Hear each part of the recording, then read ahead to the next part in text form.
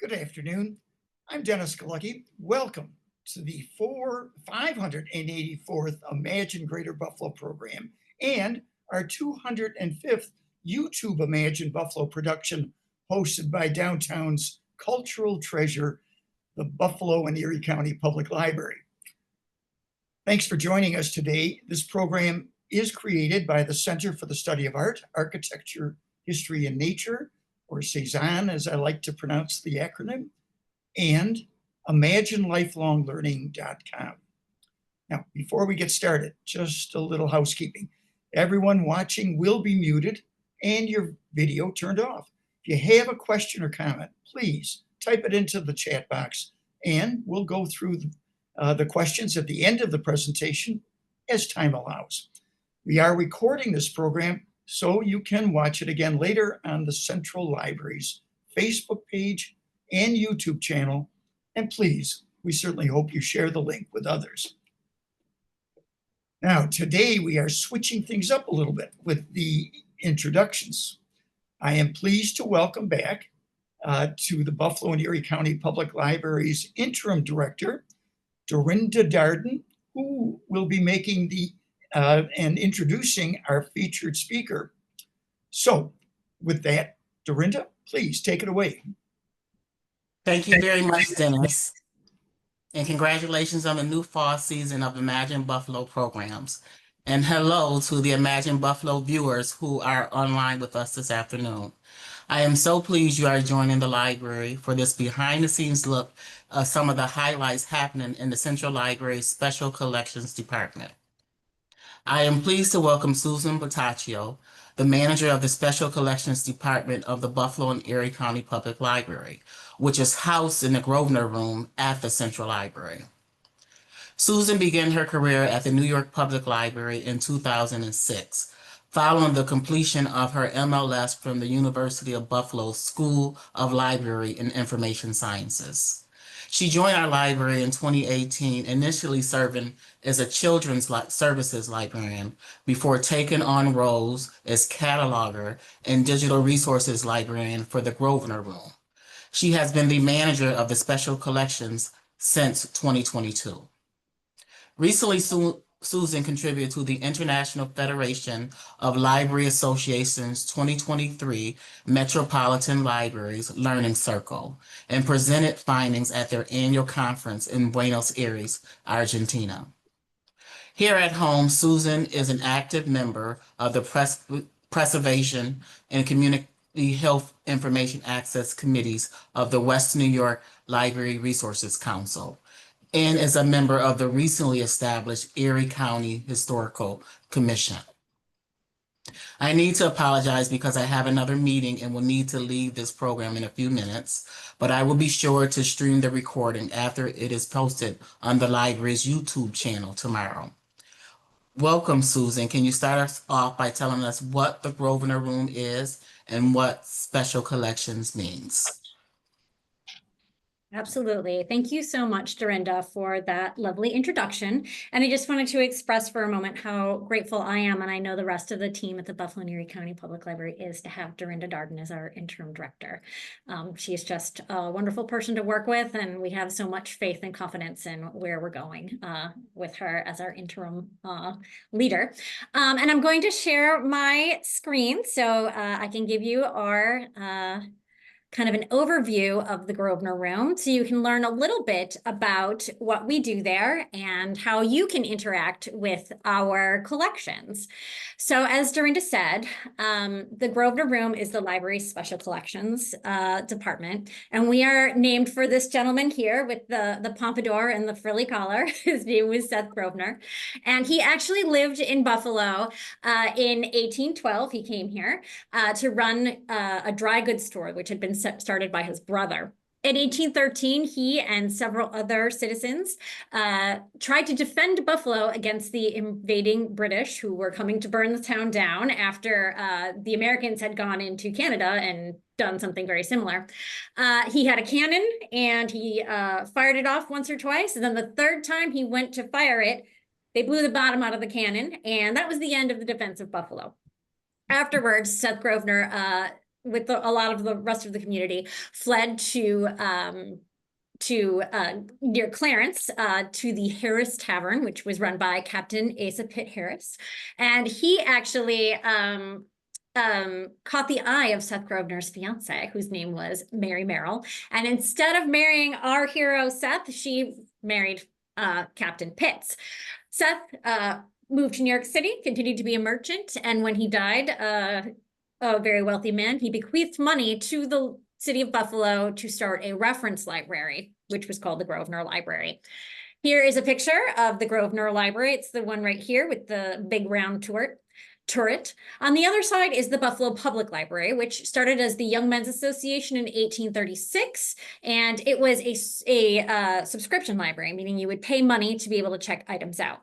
In 1953, the two collections, the two libraries were combined. They were merged along with the Erie County Public Library, which is why we're called the Buffalo and Erie County Public Library.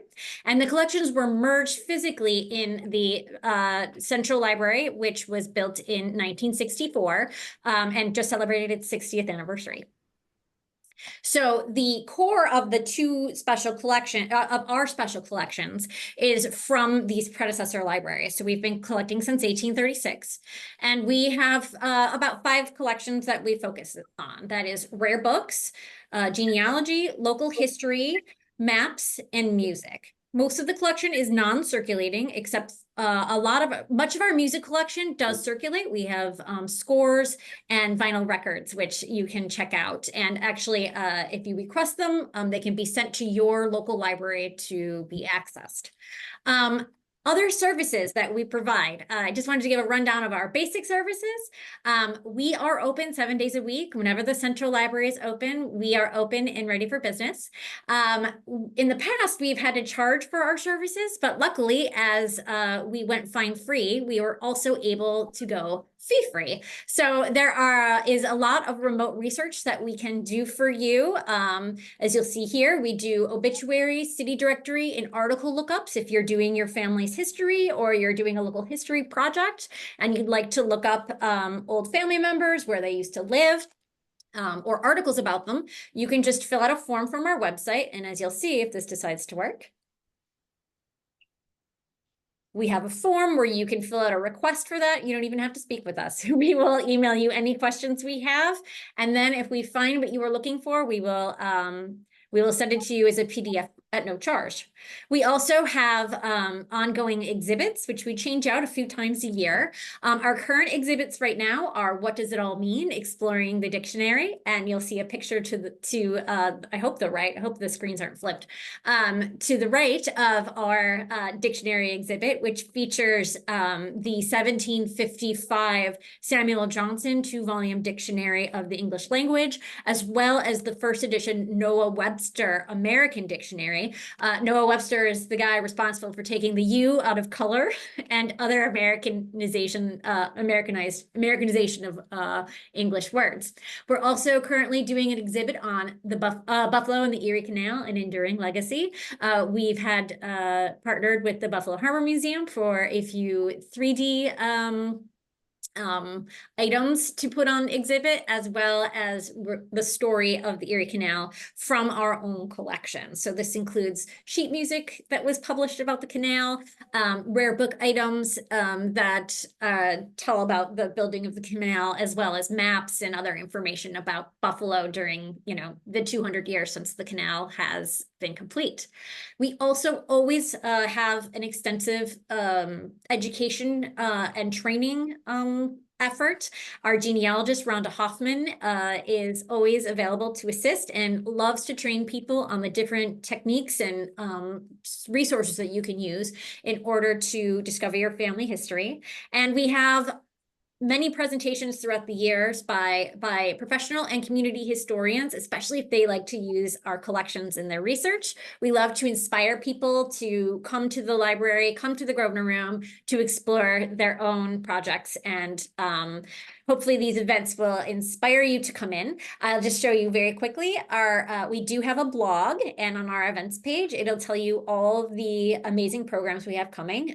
We do a monthly special collections tour if you are desperate to know more. We are going to have some Erie Canal themed programs in the fall, as well as curator tours of our exhibit, and some of the curators of the exhibit, which professors from UB and Buff State are going to be on hand to do some talks as well. So lots of interesting things and so many programs coming up. So I really encourage you to visit our calendar to see what's happening. And finally, anytime, day or night, you are very welcome to visit our digital collections. We have worked to make some items that are either delicate and shouldn't be handled very often, or of local interest, high impact local interest, available for you to explore anytime. We're across 3 platforms. This would be our own site on the Buffalo and Erie County Public Library page, as well as New York Heritage and the New York State Historic Newspaper projects. So I really invite you to check this out. We've had over 4.5 million page views so far this year. So obviously something is striking a chord. So, I invite you to come take a look and see what we have for you to view from home as well. So let's see. We have lots of partnerships with people around the community, and we are always looking to sort of make connections with local organizations and individuals who could benefit from our collections. One of the big new projects we have going on is Digitize New York, in partnership with the New York Genealogical and Biographical Society. We just announced this a few weeks back. The NYGNB has purchased a very the only word I have for it is fancy scanner, which they are reaching out to local historical organizations, be it municipalities, churches, historical societies, genealogical societies, and they are digitizing materials for free, especially if items are of high genealogical value and are at risk of being lost or wearing away or wearing out. So digitization has several purposes. Not only does it help the greater public to access materials, it also helps us save them even if their conditions are deteriorating. So we're really proud of this partnership. We've also been working with the Buffalo History Museum, the Darwin Martin House, various colleges and other historical organizations on the 514 Community Memory Coalition and the Blues Memorial Flag Project. We are working to create a lasting community record of the tragic events of May 14th, 2022. And we are trying to sort of capture a sense of what Buffalo was like for residents on the east side of Buffalo, especially before, in the days after, and now, with oral history interviews, art projects, and we have already collected mementos from the site at Tops Market. The History Museum has them in their possession. They are preserving them for future study and reference. We've also currently have an exhibit of the Blues Memorial Flags Project. You'll see a picture of the flags here at the bottom. Right now, they are at the Central Library, and we hope to grow the exhibit to more libraries in the area. The flags were created in response to the events of 514. It was supported by the National Endowment of the Humanities, and facilitators went out to nursing homes, schools, parks with these photosensitive blue flags and had community conversations with people while they made art about how they are and their response to the tragic events of May 14th as well. Another big project we have going on was the recent digitization of our newspaper collection with newspapers.com. So not only will our materials, our newspapers, be available on newspapers.com, but they gave us free access to not only our collection of newspapers, but also the Buffalo History Museum's newspaper collection. So if you come into the Central Library, you get direct access to the materials from our organizations. It has really opened up a lot of research because of the ability to really keyword search. So if you're not exactly sure about particular times and dates that something happened, you can do a keyword search and hopefully find more than you would have before. And we are also working with our traditional partners, including the Western New York Genealogical Society and the Polish Genealogy Society of New York State. Their libraries are both already housed in the Grosvenor Room, but we are trying to make their library collections more accessible. We are in the process of cataloging the Wings, as we call it, the Wings collection, and it'll be a part of our catalog now. So when people search the library's catalog, they'll also be able to access the Wings collection, and it's in the pipeline that we'll do the same for the Polish Genealogy Society as well. The members of the Western New York Genealogical Society are also here several times a month to answer reference questions on their collection and on genealogy questions in general. So please do check our calendar of events, because it's a great day to come in, because not only will you have the Grosvenor Room staff helping you, but you'll have the expertise of the Western New York Genealogical Society. Let's see. We have some other really great programs and opportunities coming. One I wanted to mention, which will be kicking off this Thursday, is we have been working with the Road Less Traveled Theater and the Shakespeare in Delaware Park productions to celebrate Shakespeare in Delaware Park's 50th anniversary. And the Road Less Traveled Theater is about to launch a play called The Book of Will, and it is about the creation of Shakespeare's first folio in the years after the Bard's death. The library is very blessed. We're very lucky to have copies of all 4 of Shakespeare's folios. The first one was published in 1623, just 7 years after Shakespeare's death. So the book that the play is about is actually a book that we have in our collection. So there will be a small exhibit from the at the theater of some of our physical objects and some links to our digital collections, because our copy of the folio is actually digitized and available for public view. Another amazing opportunity that has come our way is we've been welcomed to be a part of the digital scriptorium. This is something that previous rare book curator Amy Pickard started, an effort that was started. And the Digital Scriptorium is a consortium of libraries of academic and public nature that have gotten together to highlight their hand-created, handwritten manuscripts. You'll see the illumination of one of our manuscripts down here in the corner. And it is put together for libraries around people to research libraries around the country that have these materials. So we get to join the ranks of Princeton and the New York Public Library to present our collection of manuscripts as well. These are also on our digital collections page, but also aggregated on the Digital Scriptoriums page as well. And this has been a project that we've been working on for many years. We have some really interesting self-directed programs that, if you're not sure what you exactly want to, if you don't have a particular project in mind for working in the Grosvenor Room, we want you to come on in and get to know us and get to know the program through different programs that we have going on. One of the very fun ones that we've been launching really is Paging Through History, which is a quiet reading club.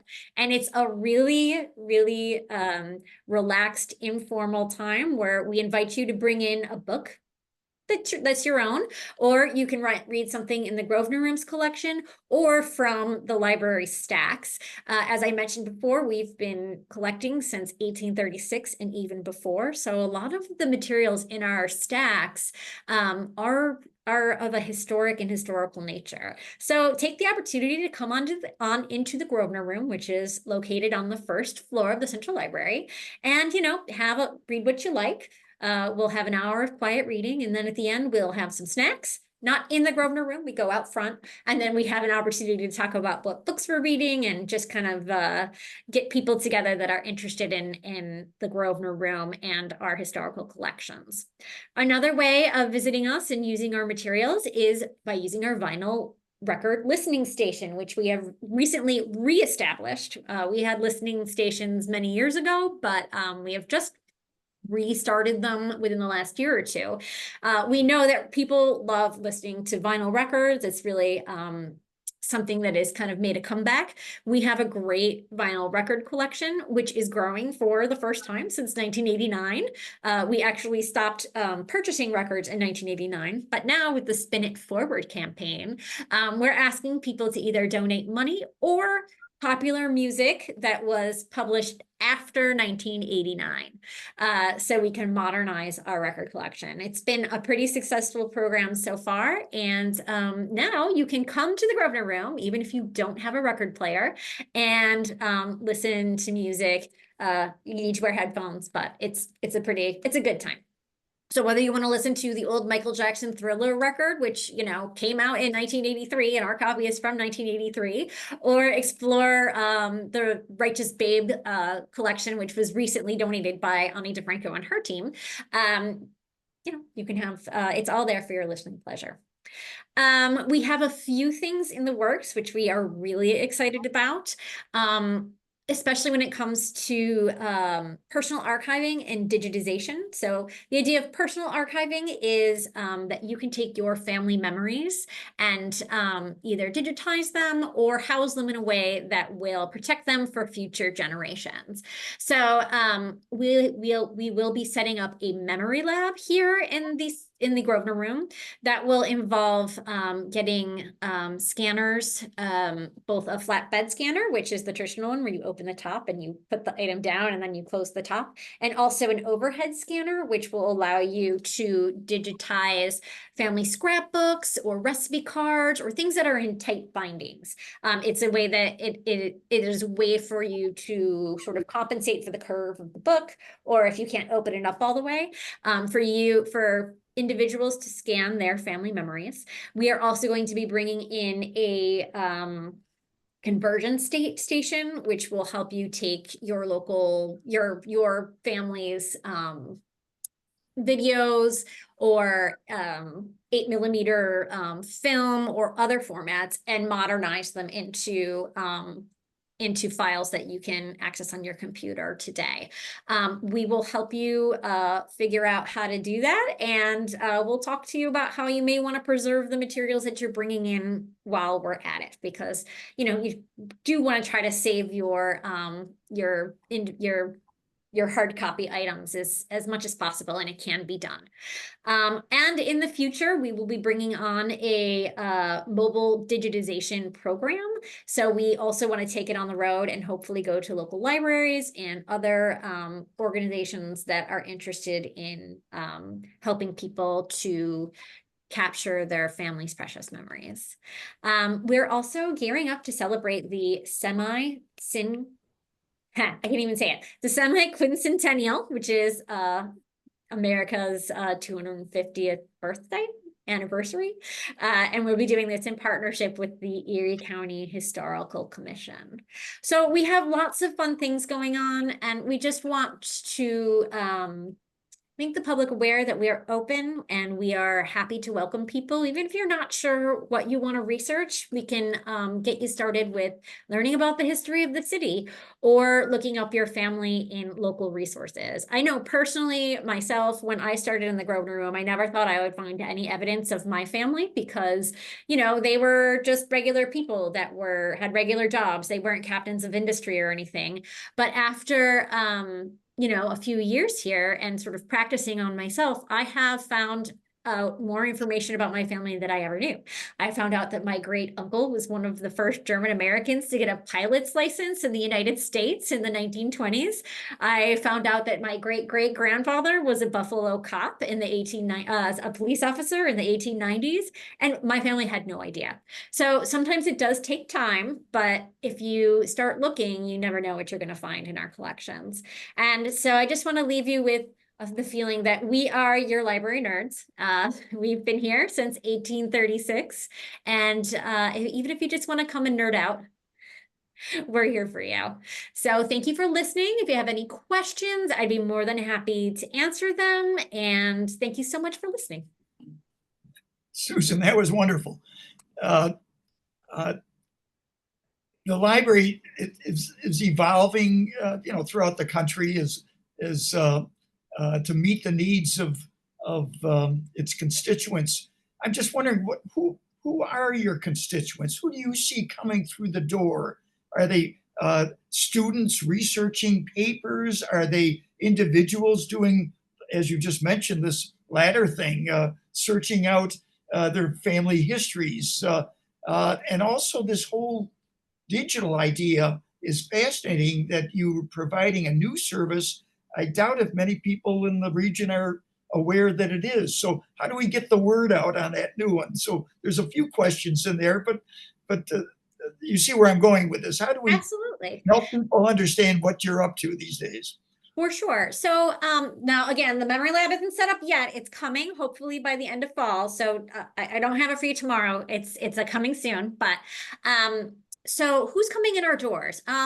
You said it right, Dennis. We have students coming in researching their college papers or their master's theses. We have people coming in working on their PhDs. We have local writers who are coming in to get background knowledge about the city to describe in their books. We have people that want to do research on their houses. That's a big one. And that's a really great way of sort of getting into how to do research. A thing to remember is that not every house has been photographed. In some cities, they would do like street by street surveys, photographic surveys. That's not necessarily the case here, but you can find out who lived in your house. You can find out news events that happened in your house. You can find out, for my house, I discovered that there were no less than 3 funeral services that took place outside of, in my living room, because funerals were held from the house back in the teens and 20s. And so, that's a great way of finding out where, finding your place in the world. We also have people that are doing, a lot of people are really interested in genealogy, and we have a lot of resources to help you discover your family history. And I can't stress enough how accessible the staff is and are very willing to help you. We also have a very well-regarded rare book collection. Our collections are deep and broad. So we will get international scholars coming in, asking about our materials. Some of our biggest treasures include the Mark Twain handwritten manuscript of Huckleberry Finn, but we have a lot of early book history type of materials. So a word that I learned when I came to the Grosvenor room is incunabula, and those are books that were printed between the time that Gutenberg first published in the 1450s to 1500. So anything in that first 50 or so years of like movable type printing are highly regarded, and we have an amazing collection that definitely turns people's attention. So and in terms of digitization, this, I feel that in the past, we had microfilm, we had other ways for people to do research. And now I feel like this is the next step is because people want to know the truth about everyday life, not just the big captains of industry and things like that, but the everyday people. And we're the people, the everyday people, it's us. We have our materials, and they are worth saving, and they are worth digitizing. And I think that's just a really important part of this. And we want to welcome people to learn how to do that for yourself and for your future generations.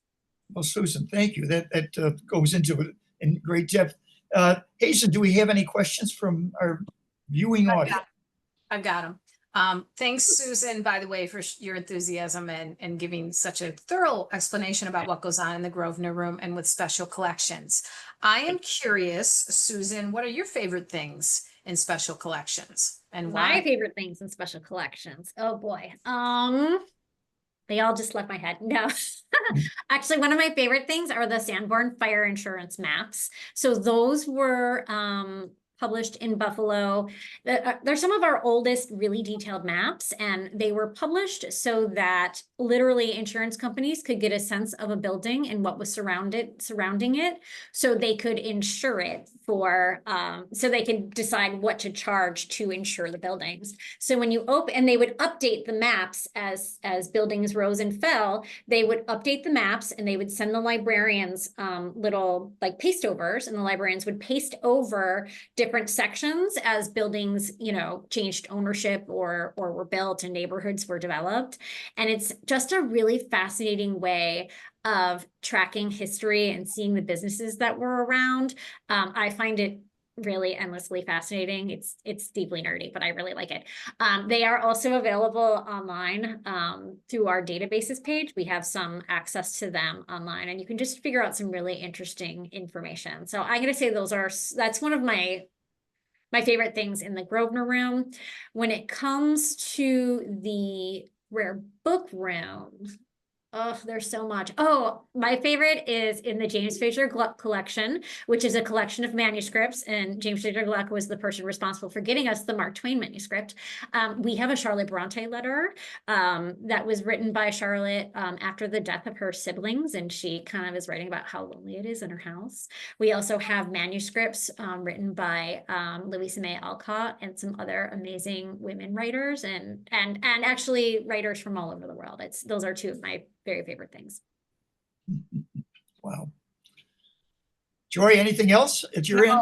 No, but I do want to again commend Susan, because some of the changes that you've brought to the Grosvenor Room and Special Collections, some of the programming, like every month, and Susan did talk about it, and it is on the library's website, and it is in the Grosvenor monthly brochure. There's so many different activities that are taking place, and a lot of them are on weekends, so people can get here and they can get downtown and then hang out in the library. So we really appreciate that new kind of looking at the collections from a different eye and making them very accessible to the public. So thank you for doing that.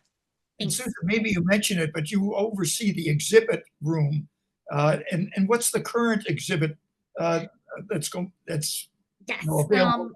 So I'm lucky enough to have the wonderful Heather Gring as our rare book curator. And she is the one that puts together the big one is our dictionary exhibit, which is what does it all mean? And that I did mention it during the talk, and that will be up through the end of January. And then the next one is about a local artist and bookbinder. But I don't want to give that. I think that would be for Heather to discuss. So that's coming soon. I also want to mention that when it comes to working with our rare books, we are so happy that we've had people like the Romance Languages department at UB come through, look at our rare book collection, and then actually designed lectures to help the public interact with some of these kind of esoteric books. And they would do lectures, which we hope to do again, to sort of give people context, and then we would bring up the physical books and let people look at them, which is pretty great. We're really proud that worked out, and we hope to do it again. Well, there's lots of reasons to visit the downtown library, but that exhibit area changes, and people should serve themselves by making sure they see the different exhibits as they come and go. It's a draw, like any other cultural would have different programs. That alone is what changes, and is certainly worth seeing by most Buffalonians, I would think. Absolutely. So we're going to wrap it up there. I thank you very much for your presentation. And folks, thank you again for joining us today. We hope you'll come back next week, the 23rd, on Zoom, where we'll be joined by William Butler of the Black Rock Historical Society. The thinking here at C-SAAHN is that we're celebrating the 200th anniversary of the Erie Canal, and how are different smaller groups, small history groups like the Black Rock Historical Society, how are they doing it? They just recently had a heritage gathering in Black Rock, and we're going to see plenty of pictures and hear about that from William Butler. So join us next week. I'm Dennis Galucki. Be well and good day.